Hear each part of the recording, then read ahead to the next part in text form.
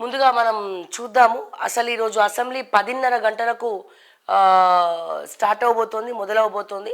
మరి ఈ 10 గంటల 30 నిమిషాలకు మొదలయ్యే అసెంబ్లీలో 5 ఆర్డినెన్స్ల గురించి జోరుగా ప్రవేశపెట్టబోతున్నారు. ఈ అసెంబ్లీలో 5 ఆర్డినెన్స్ల గురించి చర్చ జరుగుతోంది. దాంట్లో పంచాయతీ నిధులు కావచ్చు, లేకపోతే ఫెన్షన్స్ గురించి కావచ్చు. సో చాలా అంశాలు ఉన్నాయి. ఒకసారి ముందుగా మనం అది చూద్దాము. చూసిన తర్వాత ఒకసారి వార్తల్లోకి వెళ్దాం.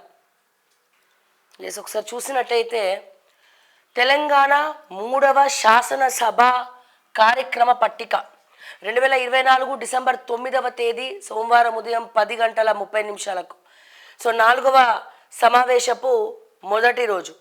ఒకసారి చూస్తే సభా సమక్షంలో ఉంచే పత్రాలు అంటే 5 ఆర్డినెన్స్లకు వీళ్ళు ఈరోజు మాట్లాడబోతున్నారు. సో ఈ 5 ఆర్డినెన్స్లు కూడా మరి ఏం చేస్తారనేది చూద్దాం.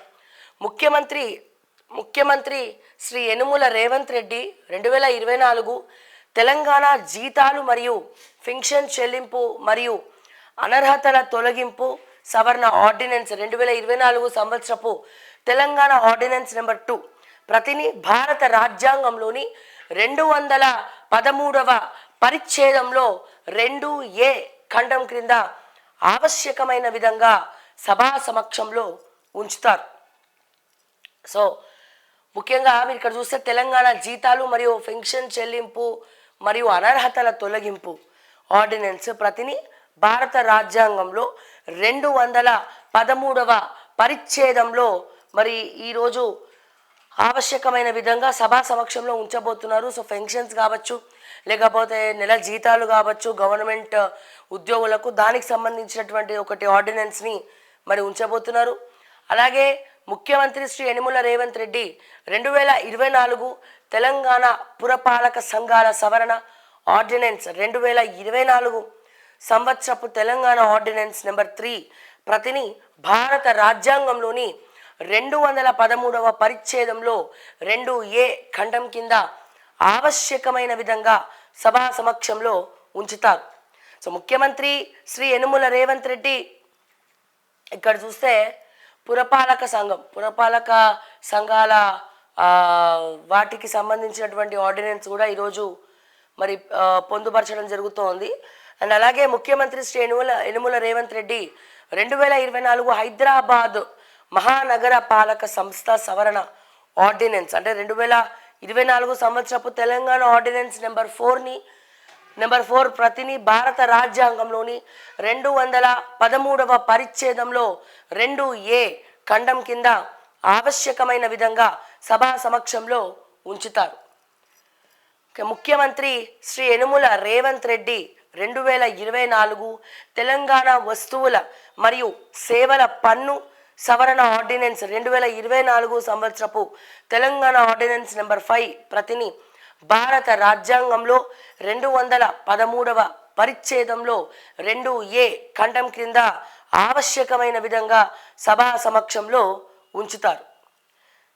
ఓకే, సో ఇక్కడ ఏంటి తెలంగాణ వస్తువుల మరియు సేవల పన్ను సవరణ, వస్తువులు ప్లస్ సేవల పన్ను దాని మీద కూడా ఈరోజు మరి సభాపక్షంలో పెట్టబోతున్నారట.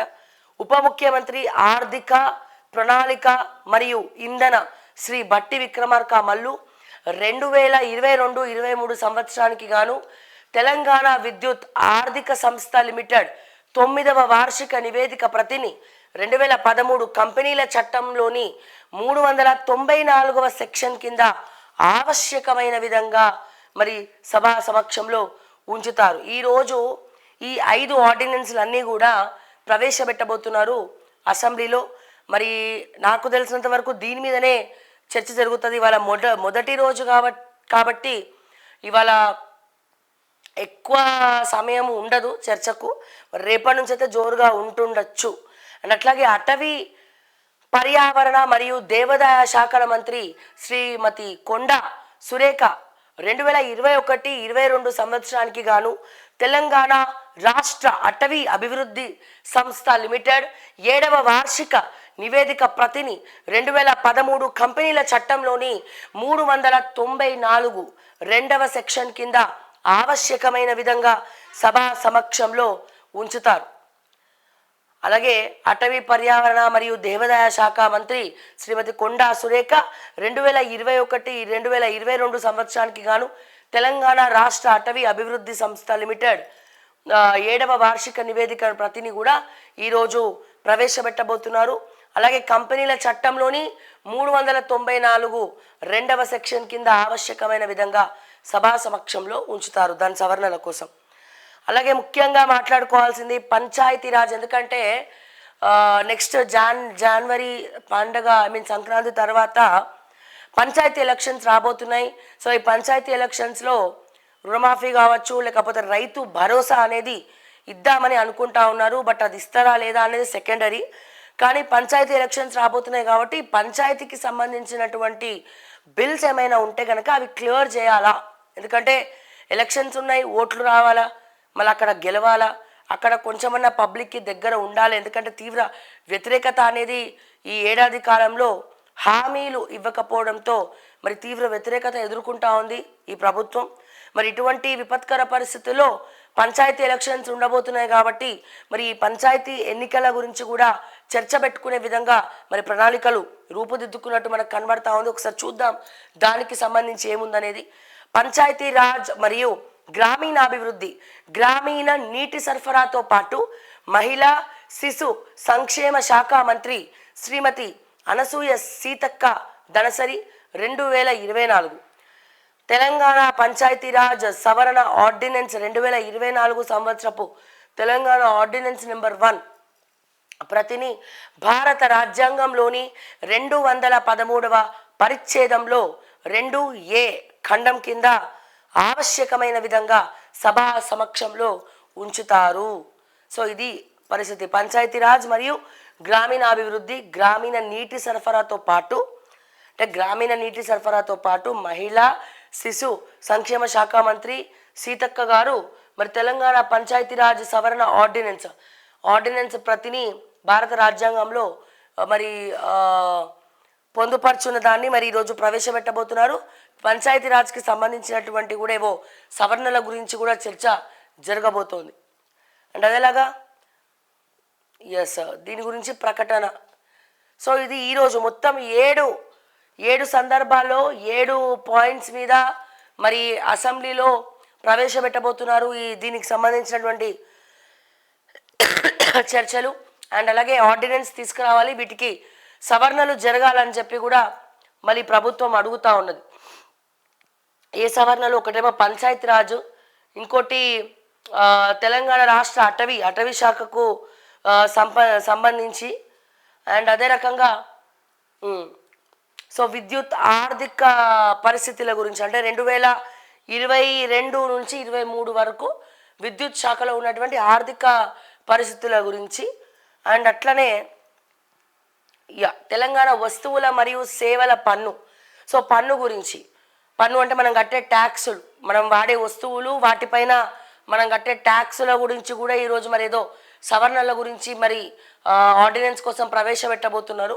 అండ్ అదే రకంగా హైదరాబాద్ మహానగర పాలక సంస్థ మన హెచ్ఎండిఏ లేకపోతే మన మున్సిపాలిటీస్ జిహెచ్ఎంసి పరిధిలో ఉన్న వాటి గురించి కూడా ఈరోజు ప్రవేశపెట్టబోతున్నారు సవరణల గురించి. అండ్ అదే రకంగా భారత రాజ్యాంగంలోని చూసుకున్నట్టయితే తెలంగాణ పురపాలక సంఘాలు. తెలంగాణ పురపాలక సంఘాలు అంటే మున్సిపాలిటీస్కి సంబంధించి తెలంగాణ రాష్ట్ర వ్యాప్తంగా ఉన్న మున్సిపాలిటీస్కి సంబంధించినటువంటి కొన్ని సవరణలను కూడా ఆర్డినెన్స్ తెచ్చుకోవాలని చెప్పి దాన్ని ఉద్దేశించి కూడా ఆ బిల్ని ప్రవేశపెట్టబోతున్నారు.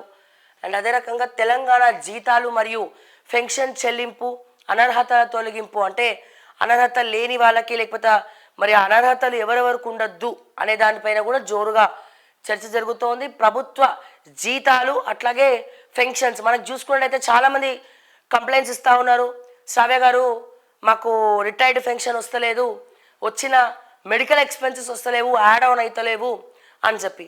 అట్లాగే పోలీసు శాఖ అహర్నిశలు టైమింగ్స్ లేకుండా, నిద్ర లేకుండా, ఒక కునుకు లేకుండా, సరిగ్గా తిండి కూడా తినకుండా వాళ్ళు గ్రౌండ్లో చాలామంది ఎక్స్క్లూజివ్గా చెప్పాలంటే ఎస్ఐలు, సిఐలు, ఎస్హెచ్ఓలు, కానిస్టేబుళ్ళు, సో వీళ్ళందరూ చాలా కష్టపడతారు.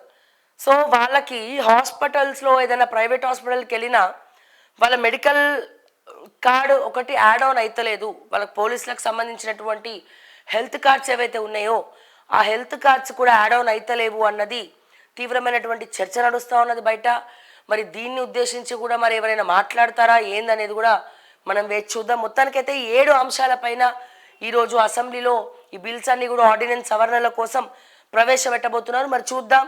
మరి అదే రకంగా అసెంబ్లీకి కేసీఆర్ వస్తాడా రాడా అనే దానిపైన ఎప్పట్లాగానే చర్చ అయితే జరుగుతూ ఉంది. మరి అసెంబ్లీకి కేసీఆర్ గారు వస్తారా రారా